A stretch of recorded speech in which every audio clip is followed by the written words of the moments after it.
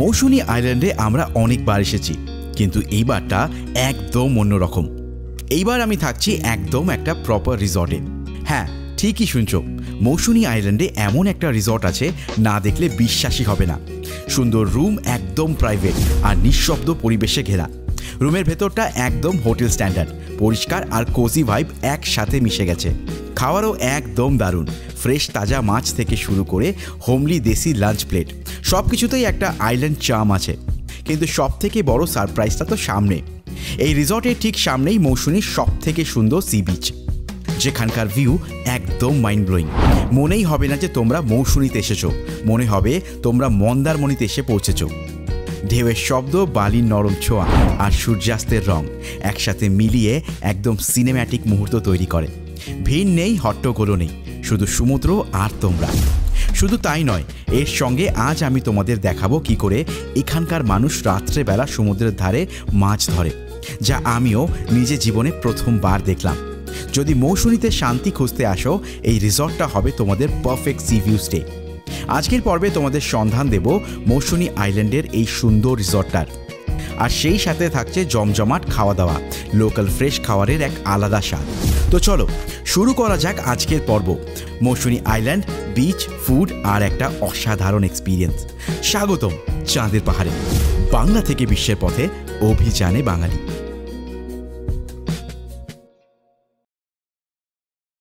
কলকাতা থেকে মৌসুনী আসার জন্য বাস, ট্রেন সব ধরনেরই যোগাযোগ ব্যবস্থা আছে।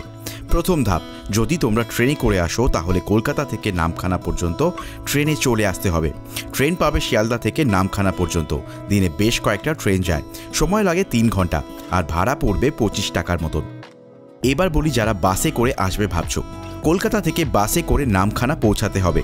এই রুটে বাস চলাচল করে স্প্ল্যানেড থেকে, এবং স্টপেজগুলো হলো ডায়মন্ড হারবার, কাকদ্বীপ এবং নামখানা। নামখানা পৌঁছানোর পর 7 মাইল বা 10 মাইল বাজারে নেমে টোটো ভাড়া করে নিতে হবে এবং পৌঁছাতে হবে হুজ্জুতের ঘাটে। বাস যাত্রার ক্ষেত্রে সময় লাগবে প্রায় 4 থেকে 5 ঘন্টা। যাত্রার খরচ পড়তে পারে 200 থেকে 250 টাকা জনপ্রতি। যারা ট্রেনে করে আসছো তারা নামখানা স্টেশন থেকে বেরিয়ে একটা টোটো বা অটো করে চলে আসতে পারো হুজ্জুতের ঘাট কিংবা পাতিবুনিয়া ঘাটে। পৌঁছাতে সময় লাগবে 40 মিনিটের মতন, আর খরচা পড়বে 40 থেকে 50 টাকা পার হেড। তবে দাম বেশি চাইলে তোমরা কিন্তু বার্গেন করতে পারো। তো এই হলো কিন্তু পাতিবুনিয়া ঘাট, দেখতে পাচ্ছ তোমরা। আমি ঘাটে পৌঁছে গেছি। এখান থেকেই ওই যে একটা নৌকা দূর থেকে আসছে, ওখানেই কিন্তু ওই নৌকাটা এখানে আসবে, আর তারপরেই আমি এখান থেকেই পার হয়ে যাব মৌসুনী বিচে। তো এখানে দেখো এই ঘাটের কিন্তু সময়সূচি দেওয়া আছে, তোমরা একবার পজ করে কিন্তু দেখে নিতে পারো। তো এখন আর কোনো বোট ছিল না, তাই জন্য আমি একটা স্পেশাল বোট 200 টাকা করে সঙ্গে সঙ্গেই বেরিয়ে যাচ্ছি। আর ওয়েট করবো না, কারণ কি সময় হাতে বড্ড কম। তো চলো বোটে ওঠা যাক।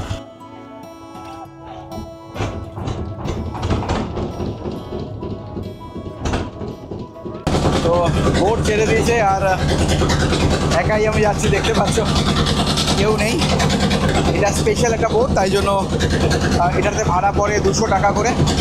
আর তোমরা যদি একসাথে শেয়ার করে যেতে চাও সেক্ষেত্রে কিন্তু 10 টাকা করে মাথা পিছুতেই তোমরা চলে যেতে পারো।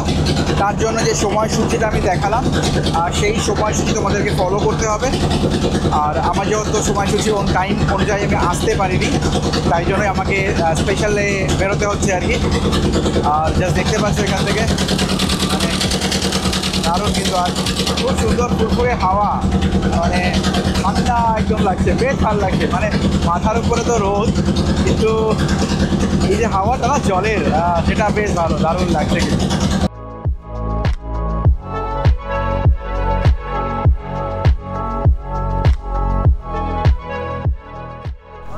তো খেয়া কিন্তু পার হয়ে গেছি, আর খেয়া পার হয়ে এবার একটা এখান থেকেই টোটো ধরতে হবে, আর টোটো ধরে নিয়ে আমাকে যেতে হবে হচ্ছে মৌসুনীতে।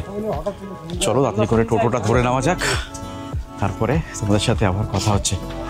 এখান থেকে কিন্তু তোমরা টোটো পেয়ে যাবে। আমি তোমাদেরকে টোটোর ভাড়াটা জেনে জানাচ্ছি। দাদা কত করে দাদা ভাড়া? ভাড়া আমাদের ওই রিসোর্ট পর্যন্ত 25 টাকা পারে। 25 টাকা পারে, আচ্ছা ঠিক আছে, ঠিক আছে চলো। তো একটা টোটো কিন্তু এখান থেকে নিয়ে নিলাম, আর মোটামুটি টোটোর যে কস্টিংটা পড়ে সেটা যদি তোমরা শেয়ারে যাও তাহলে 25 থেকে 30 টাকা, আর যদি তোমরা রিজার্ভ করে যাও তাহলে 125 থেকে 150 টাকা। চারিদিকে এরকম ধান ক্ষেত, দেখো জায়গাগুলো না দারুণ লাগে কিন্তু দেখতে, জাস্ট ফাটাফাটি লাগছে। আর হ্যাঁ, এইখানেই কিন্তু মাছ চাষও হয়, মানে এগুলো সমস্ত বাড়িতেই কিন্তু মাছ চাষ করা হয়। আর এরকম দেখো ধানের জমি বিঘার পর বিঘা এখানে তোমরা দেখতে পাবে। সেম এদিক থেকেও দেখো, সেম এদিকেও কিন্তু তাই, পুরো একটা গ্রাম্য পরিবেশ আর সরল মানুষের জীবনযাত্রা এখানে।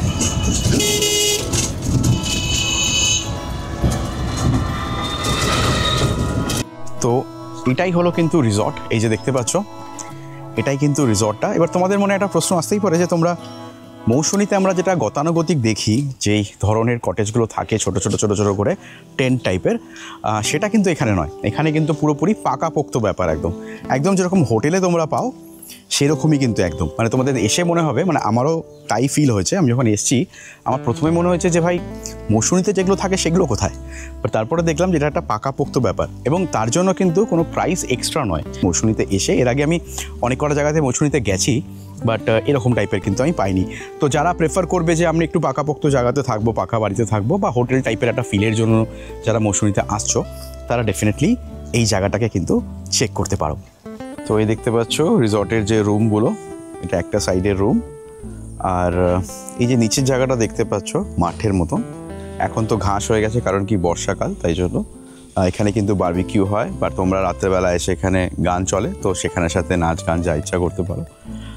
ওখানে একটা ব্যাম্বু কটেজ আছে, যেটা এখনও পর্যন্ত এসি নয়, বাট ইন ফিউচারে এনাদের কিন্তু সেটাকে এসি বানানোর প্ল্যান আছে। আর ওই পাশে একটা পুকুর দেখতে পাচ্ছ, আর তার সাথে এখানে কিন্তু এনাদের কিচেন। আর এই সাঁকো মতন জায়গাটা থেকেই কিন্তু সোজা গেলেই, একটুখানি গেলেই কিন্তু বিচটা পড়ে অ্যাকচুয়ালি। আর তার সাথে দেখো এদিকে ঝাউ গাছ, এদিকে পুরো ঝাউ গাছ, আর এদিকে পুকুর। ইন ফিউচার এনাদের কিন্তু এই পুকুর থেকেও মাছ ধরার ওনারা অপশন বানাবেন। তো ওয়েলকাম ড্রিঙ্কের জন্য কিন্তু আমি এখন প্রস্তুত হচ্ছি, আর আগে স্ট্র হাতে নিয়ে নিচ্ছি। আমি বেশ গরম লাগছিল আজকে আসার সময়। আর এখানে কিন্তু এনারা ডাবের জল দিয়ে থাকেন। এটা ছাড়া কি আর কোনো ওয়েলকাম ড্রিঙ্কস দাও তোমরা? ডাব সাপোজ মনে করো ডাব থাকলো না কোনোদিনও, তখন ওয়েলকাম ড্রিঙ্কসে মাজা থাকে, তখন মাজা থাকে। তো যদি কেউ ডাব না পাও তাহলে তারা মাজা পেয়ে যাবে। তো এরকমও কিন্তু এখানে অপশনস আছে, তোমরা যদি ডাব না চাও তাহলে মাজা পাবে, আবার যদি মাজা না ইচ্ছা করো তাহলে ডাবও পাবে। চলো তোমাদের রুমগুলো এবার দেখিয়ে দিই। এই হলো এনাদের এসি রুম, যেখানে বড় একটা বেড সঙ্গে AC, western commode, geyser, mirror সব কিছু পেয়ে যাবে তোমরা। আর এই হলো এনাদের non AC room, same as AC room, কিন্তু শুধু এসিটা নেই। মৌসুনি দ্বীপে এমন কোনো রিসর্ট আমি আগে দেখিনি, একদম প্রপার রিসর্ট। রুমের ভেতরটা হোটেল স্ট্যান্ডার্ড, আর সব কিছু ঘিরে থাকছে নিঃশব্দ এবং প্রাইভেট পরিবেশ।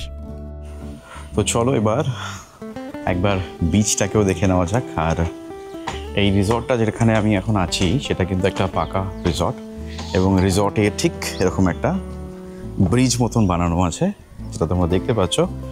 আর এখান থেকে একবার জাস্ট ভিউটা দেখো, এই দেখো চারদিকে কিন্তু এরকম ঝাউ গাছ, আর এই দেখো পুরো রিসর্টটা কিন্তু এটা। তো এখান থেকেই সামনে দিয়েই বিচে যাওয়া যাবে। আর একবার দেখিনি এখান থেকে বিচটা কেমন দেখতে লাগছে।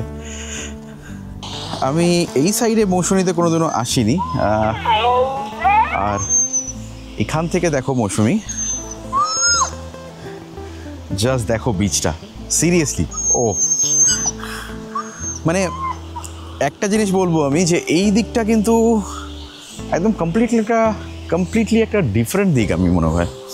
মানে এখানে যে রিসর্টগুলো আছে, বেশি রিসর্ট নেই এইখানটাতে, একটু অফবিট বলতে পারো জায়গাটা। আর সেই কারণে এখানে বিচটা এত ক্লিয়ার, মানে সিরিয়াসলি দেখো ওই জায়গাটা দেখো, পুরো ক্লিয়ার, আর বেশ ভালো লাগছে। দেখো একদম ক্রাউড নেই দিকটাতে, একদমই কিন্তু ক্লিয়ার বিচ, একদম পরিষ্কার। দেখো কোনো কাদার ব্যাপারটা নেই এখানে, আমি কাদাটা দেখতেই পাচ্ছি না।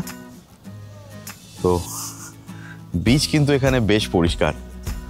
আর এখন তো ভাটার সময়, বাট যখন ভাটা থাকবে না তখন কিন্তু একদম রিসর্টের সামনে অবধি তোমরা জল পেয়ে যাবে, মানে তত অবধি জল চলে আসে। আর এখানকার যে বিচটা, সেই বিচটার যে পাড়গুলো সেগুলো কিন্তু মাটির না, সেগুলো একদম কংক্রিট দিয়ে পার্মানেন্ট ব্যাপার বানানো আর কি, যেরকম আমরা দীঘার দিকে দেখি, হ্যাঁ, মন্দারমণিতে কয়েক জায়গায় আছে, বাট দীঘাতে ম্যাক্সিমাম যেই জিনিসগুলো আমরা দেখি সেরকমই কংক্রিটের কিন্তু একদম জায়গা করা আছে এখানে। আর ব্যাপারটা হচ্ছে বেশ ভালো, দেখো এখান থেকে দেখা যাচ্ছে। আর প্রচুর নৌকো, দেখো ছোটো ছোটো ছোটো ছোটো অনেক এখানে নৌকো দাঁড়িয়ে আছে। আর মেন যে মৌসুনির যে জায়গাগুলোতে জেনারেলি আমরা আসি সেগুলো কিন্তু এখান থেকে অনেকটা এগিয়ে, মানে একদম ওই দিকে আরও অনেকটা দূরে। তো ওই জন্য এই জায়গাটা এতটাই পরিষ্কার যে এখানে খুব বেশি রিসর্ট নেই বা কিছু নেই আর কি। এখানে জেনারেলি মাছ প্রচুর পরিমাণে তোলা হয়, মানে যারা জেলেরা থাকে তারা এইখান থেকেই বেশি পরিমাণে মাছ তোলেন। তো মাছ ধরা যদি তোমাদের দেখতে হয় বা কী কী মাছ এরা পাচ্ছে সেটা যদি দেখতে হয়, তার জন্য কিন্তু এই জায়গাটা বেস্ট হতে পারে তোমাদের জন্য।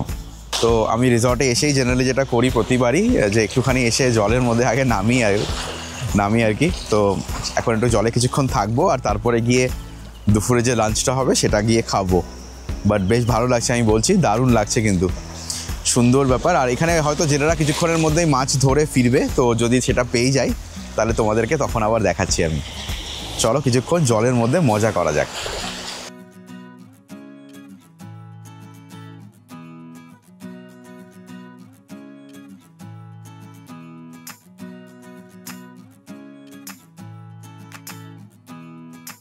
তো আমার পাশে যে মানুষটাকে তোমরা দেখতে পাচ্ছ, ইনি কিন্তু এখানকার কর্ণধার, এবং এই যে পুরো আইডিয়াটা কিন্তু পুরোপুরি এনার। এবং তো তোমাদেরকে একবার দাদার সাথে কথা বলে দিই। দাদা, আপনার নাম কি? সময় জানা। তো দাদা, খুব ভালো তো লাগলো আমার এখানে এসে, খুব সুন্দর লাগলো, মানে প্রথম দেখাতেই বেশ অন্যরকম জায়গাটা দেখতে লাগলো। তো এটা কতদিন আগে স্টার্ট করেছো তোমরা? এটা আমাদের বয়স হচ্ছে 2.5 বছর। 2.5 বছর মতন হয়েছে। আর একটা জিনিস আমাকে একটুখানি বলো, তোমরা যে এখানে যে প্যাকেজটা নিচ্ছ সেই প্যাকেজটা কত করে নিচ্ছ? প্যাকেজের মধ্যে আমাদের AC room per head lodging footing নিয়ে 1400 টাকা। আচ্ছা। নন এসি আছে 1200 টাকা। আচ্ছা। টেন্ট 1000 টাকা। আচ্ছা। আমাদের 1000 টাকা থেকে স্টার্টিং। আচ্ছা। এর মধ্যে আছে আমাদের ড্রাইভারদের রুম আছে, বাম্বু কটেজ আছে। আচ্ছা। এইগুলো ফোন করলে রুমের রেটগুলো বলো। আর এখানে আমি একটা পুকুরও দেখলাম, তো তোমরা কি মাছ ধরার ব্যবস্থা এরকম কিছু করছো ভবিষ্যতে? এখন তো বর্ষার জন্য করছি না, এই শীতের সিজনে নভেম্বর থেকে চালু হয়ে যাবে মাছ ধরার জন্য। আচ্ছা আচ্ছা আচ্ছা। তো চলো দাদার সাথে কথা বলে নিলাম, বেশ ভালো লাগলো দাদা। আশা করছি তোমাদেরও ভালো লাগছে, আর ভালো লাগলে কমেন্ট করে ইমিডিয়েটলি জানাও। আর ডেসক্রিপশন বক্স চেক করতে ভুলবে না, কারণ ডেসক্রিপশন বক্সের মধ্যেই আমি কিন্তু এখানকার সমস্ত যে ডিটেলসগুলো, ফোন নাম্বারগুলো, কন্ট্যাক্ট ডিটেলসগুলো দিয়ে দেবো, তো তোমাদের তাতে অনেক বেশি সুবিধা হবে। চলো পরে আবার কথা হচ্ছে তোমাদের সাথে।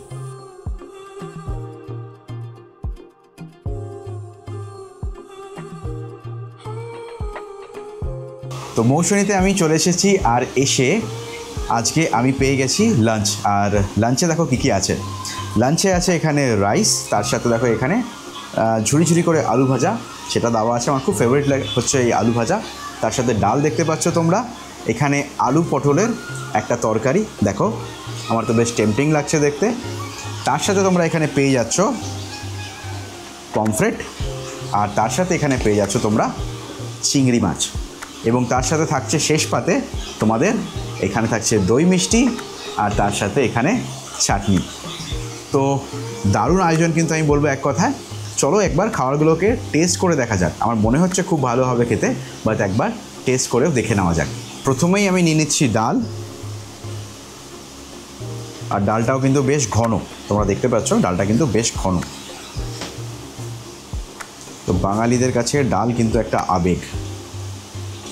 সেই ডাল দিয়ে একটু আলু ভাজা দিয়ে আমি আগে খেয়ে দেখছি। সুন্দর, একদম বিয়েবাড়ির মতন, কিন্তু বেশ ভালো। প্রচুর খাওয়া দাওয়া, কোনটা ছেড়ে কোনটা খাবো। আর মৌসুমীদের কিন্তু এটাই একটা বড় ব্যাপার, মানে এখানে না খাওয়া দাওয়ার অপশানসগুলো অনেক কিছু, মানে তোমরা অনেক কিছু পেয়ে যাবে এখানে, এই প্যাকেজের মধ্যে পুরো ইনক্লুড থাকে। এটাও কিন্তু দারুণ খেতে, খুব ভালো খেতে। আর প্রনটা একদম ফ্রেশ, আর শেষ পাতে কিন্তু এরকম দই চলছে। আর একটা কথা বলে দিই, এই যে দই মিষ্টি থেকে আরম্ভ করে প্রতিটা জিনিস যেগুলো তোমরা এখানে দেখতে পেলে, এই প্রতিটা জিনিসই কিন্তু তোমরা যখন এখানে আসবে তখন তোমরাও পাবে, ঠিক আছে? বাকি বিকেলে কী আছে, রাত্রেবেলা কী আছে, সেগুলো তো আমি পরবর্তী সময় দেখাবো তোমাদেরকে। বাট আপাতত এটা জেনে রাখো যে যেগুলো দিয়ে আমরা এখন লাঞ্চটা করলাম সেই সমস্ত কিছুই কিন্তু তোমরা এখানে আসলেও পাবে, তাই নিশ্চিন্তে এখানে আসতে পারো। এরকম কোনো ব্যাপার না যে আমরা ইউটিউব করি বলে আমাদেরকে দেওয়া হলো আর তোমরা যখন আসবে তখন তোমরা পাবে না, সমস্ত কিছুই তোমাদের জন্য কিন্তু থাকবে। খাবার খেয়ে ফেলার পর এবার সময় মৌসুমীর সেই জাদুকরী সূর্যাস্তের জন্য, তাই আমি ধীরে ধীরে বিচের দিকে এগোই।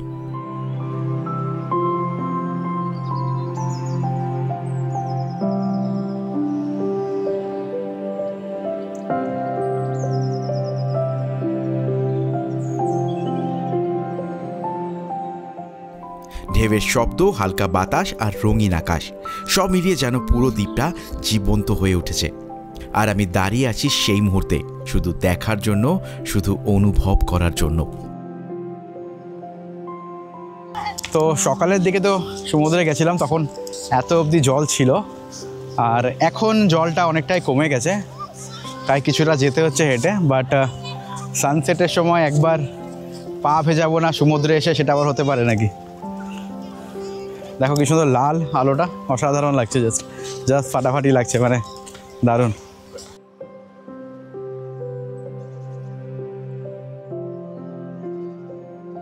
তো এখন জলের তো বলতে পারো সেরকম একটা ঢেউ নেই, কারণ কি অলমোস্ট সূর্য ডুববে এখন, তো সেরকম একটা ঢেউ তো নেই, কিন্তু দারুণ লাগছে।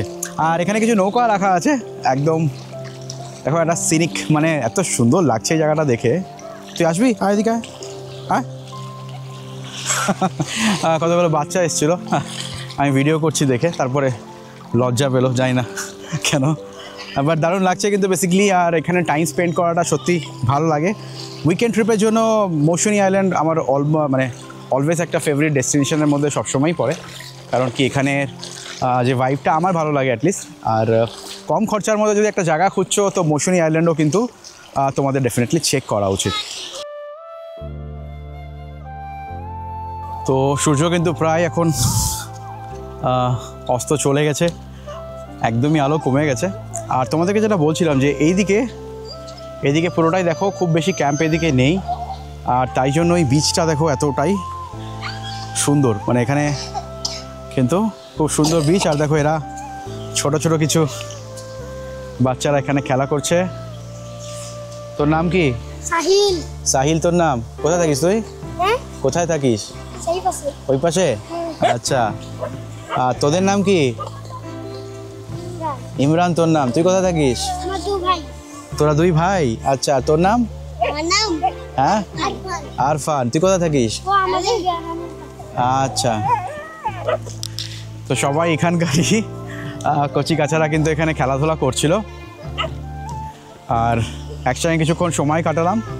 আর জায়গাটা তো বেশ ভালো, আমার বেশ রিফ্রেশিং লাগে যখন আমি বিচে আসি। ইন জেনারেলি আমার দীঘাও ভাল লাগে, মন্দারমণিও ভাল লাগে। আসলে যারা ঘুরতে ভালোবাসে তারা সব জায়গায় তাদের ভালো লাগে, বেসিক্যালি আমার সব জায়গায় ভালো লাগে। উইকেন্ডে কোনো জায়গায় ঘুরতে যাওয়া চাই, ব্যাস দ্যাটস ইট, ওইটুকুন জিনিস হলেই হলো। আর লাইফে যদি এরকম চলতে থাকে যে প্রত্যেক সপ্তাহে ঘুরতে যেতে পারছি, বাস, আর বেশি কিছু আমার চাওয়ার নেই এর থেকে। যাই হোক, চলো এবার রিসর্টের দিকে ফেরা যাক, অন্ধকার হচ্ছে। এরপরে রাত্রেবেলা রিসর্টটাকে দেখতে কেমন লাগে সেটাও তোমাদেরকে দেখাবো। চলো পরে কথা হচ্ছে আবার।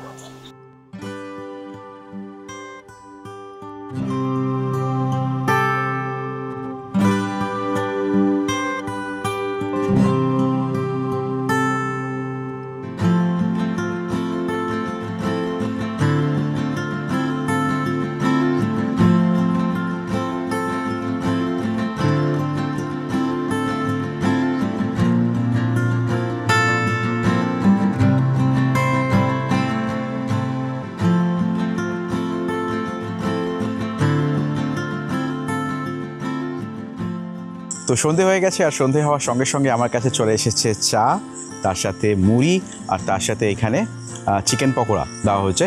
এবং আমি দেখতে পাচ্ছি বেশ ভালো কোয়ান্টিটিতেই কিন্তু চিকেন পকোড়া দেওয়া হয়েছে, আর তার সাথে পকোড়াগুলো কিন্তু বোনলেস।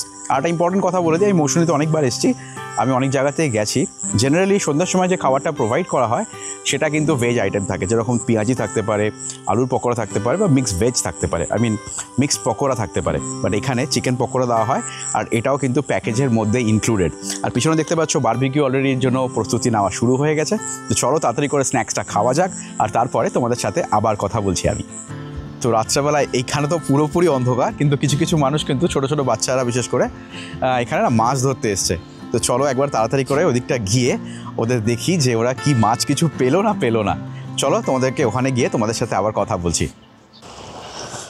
তো সন্ধ্যের সময় কিছু ভাইরা দেখছি এখানে ছোট মাছ ধরছে, এই সামনে থেকেই মাছ ধরার চেষ্টা করছে। এই দেখো একটা কাঁকড়া, এই দেখো কাঁকড়া, দেখো একটা ছোটো কাঁকড়া। এই সামনে যে জলগুলো যাচ্ছে এখান থেকে, সেখান থেকে। আর দেখো এখানে কিন্তু বেশ অনেক কটা ছোটোখাটো মাছ এরা পেয়েছে। এই কাঁকড়াগুলো তোরা ধরিস না কেন ভাই? কাঁকড়াগুলো ছেড়ে দিচ্ছিস কেন? এগুলো খায় না নাকি? আচ্ছা আচ্ছা আচ্ছা, তোরা কি দুই ভাই নাকি না বন্ধু? আচ্ছা আচ্ছা। বারবিকিউ শুরু হয়েছে, আর আমি এখন বসে ভাবছি চিকেনটা সেদ্ধ হবে আগে নাকি আমি ধৈর্য হারাবো আগে। ধোঁয়ায় চোখ জ্বলছে, কিন্তু মন বলছে আর একটু সহ্য কর, সুখ আসছে গ্রিল হয়ে।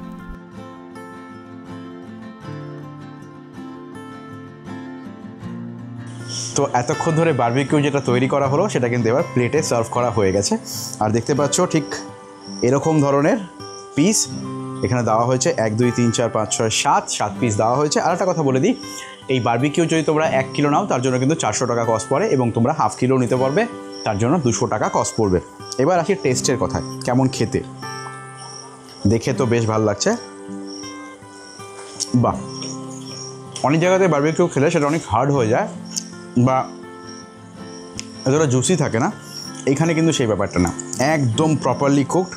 আর বোঝা যাচ্ছে যে মাংসটা অনেকক্ষণ ধরে ম্যারিনেট করে রাখা ছিল, তার জন্য এরকম টেস্ট এসছে, এবং অনবদ্য, মানে একদম পারফেক্টলি কুকড একদম একটা কিন্তু চিকেন, একদম মানে হালকা কামড়াটাই পুরো ছেড়ে যাচ্ছে, কোনো জোর দিতে হচ্ছে না। তো খুব ভালো খেতে। আমি তাড়াতাড়ি করে খাবারটাকে শেষ করবো, কারণ কি বারবিকিউ আমার ওয়ান অফ দ্য ফেভারিট খাবার। তো চলো এরপর রাতে ডিনারে গিয়ে তোমাদের সাথে আবার কথা হচ্ছে। তো এখন রাত প্রায় 9:30 বাজে, আর দাদা রিসর্টের আমাকে বললো যে এখানে মাছের যে নৌকাগুলো আসে সেরকম একটা নৌকা এসছে, আর সেখানে অনেক কটা মাছ কিন্তু তারা এনেছে। আর আমার ঠিক পেছনেই দেখতে পাচ্ছ ওনারা কিন্তু মাছগুলো একটা একটা করে বেছে বেছে সরাচ্ছেন। আসো তোমাদেরকে দেখাচ্ছি। এই দেখো কত, দেখেছো মাছ সেখানে, শুধু দেখো কত মাছ এখানে, দেখো বেছে বেছে কিন্তু এনারা রাখছেন। দেখো প্রচুর ধরনের মাছ, এই দেখো কত ধরনের দেখো মাছ এখানে। এদিকে লোটে মাছ আছে, প্রচুর ধরনের কুচো মাছ ভর্তি। আর যদি তোমরা এদিকটাতে আসো, দেখো এগুলো হচ্ছে কুচে চিংড়ি। আমি মাটির ঢেলা ভেবেছিলাম, কিন্তু এটা পুরোটাই হচ্ছে কুচে চিংড়ি। দেখতে পাচ্ছ চিংড়ি? দেখো সামনে নিয়ে গেলে টেক্সচারগুলো বুঝতে পারবে। দেখছো, জাস্ট দেখো কতগুলো ভর্তি। আর সেরকমই ওই দিকটাতেও রাখা আছে, সেরকমই ওই দিকটাতেও রাখা আছে, তো ভর্তি চিংড়ি মাছ। তো ডিনারের পালা এবার। দেখতে পাচ্ছ আজ খাবারে কী কী আছে। ভাত চলে এসছে, আলু ভাজা চলে এসছে, ডাল চলে এসছে, আমি মাটন নিয়ে নিয়েছি। যদি তোমরা চাও তোমরা চিকেনও নিতে পারো। একটা কথা শুধু বলে দিই, 1200 টাকার যে প্যাকেজটা উইথ এসি যে রুম, তার সাথে কিন্তু তোমরা চিকেন পাবে। যদি তোমরা মাটন নিতে চাও আমার মতন, তাহলে তোমাদেরকে 100 টাকা বেশি দিয়ে কিন্তু মাটন নিতে হবে। চিকেন নিলে সেক্ষেত্রে 1200 টাকাতেই হয়ে যাচ্ছে, মাটন নিলে 1300 টাকাতে তোমাদের পুরো কিন্তু প্যাকেজটা কমপ্লিট হবে। তো চলো আর দেরি করব না, তাড়াতাড়ি করে রাত্রেবেলা খাবারটা খেয়ে নেওয়া যাক। আর তোমাদের সাথে আবার দেখা হচ্ছে কালকে সকালবেলা। পরের দিনের সকালটা যেন মৌসুমীর নিজস্ব জাদু। সমুদ্রের ঢেউ গিয়ে আলতো করে ছুঁয়ে দিচ্ছে পায়ের তলা। দূরে মাছ ধরার নৌকো ভেসে আছে, আর চারিদিকে নীল আকাশ আর সোনালি আলো। কলকাতার এত কাছে এত সুন্দর উইকেন্ড ডেস্টিনেশন সত্যিই বিরল। তো সকালবেলায় কিন্তু ব্রেকফাস্ট পেয়ে গেছি, আর ব্রেকফাস্টে দেখতে পাচ্ছ লুচি, আর তার সাথে এরকম কিন্তু যে ঘুগনি, সেই ঘুগনি পেয়ে গেছি, তার সাথে ডিম, আর এখানে পেঁয়াজ আর লঙ্কা। তো এটা দিয়ে আমি কমপ্লিট করব আমার ব্রেকফাস্ট এখন। আর তারপরেই কিন্তু এই এপিসোডটাকে শেষ করার পালা। একদিন যে এসেছিলাম ছুটি নিয়ে, ছুটি শেষ, এবার কিন্তু ব্যাক টু অফিস বেসিকলি। তাই তাড়াতাড়ি করে খেয়ে নেব, আর দেরি করার কোনো প্রশ্নই ওঠে না। চলো তাড়াতাড়ি করে খাবারটাকে শেষ করে নিয়ে আবার পরে তোমাদের সাথে কথা হচ্ছে। একদিনের একটা ছোট্ট ভ্রমণ, সমুদ্র যাত্রা, তাজা মাছ আর ঢেউয়ের মজা সব কিছুই একসাথে উপভোগ করা যায় এই মৌসুনী দ্বীপে। তাই উইকেন্ডে যদি একটু শান্তি আর নেচার চাও, মৌসুনী তোমার জন্য একদম পারফেক্ট একটা জায়গা। চলো দেখা হবে পরের অভিযানে। তো আজকের পর্বটা আমি এখানেই শেষ করছি। আগামী পর্বে তোমাদের সাথে দেখা হবে নতুন কোনো জায়গায়। তো ততক্ষণের জন্য সবাই ভালো থেকো, সবাইকে ভালো রেখো, আর গুড বাই ফ্রম টিম চাঁদের পাহাড়।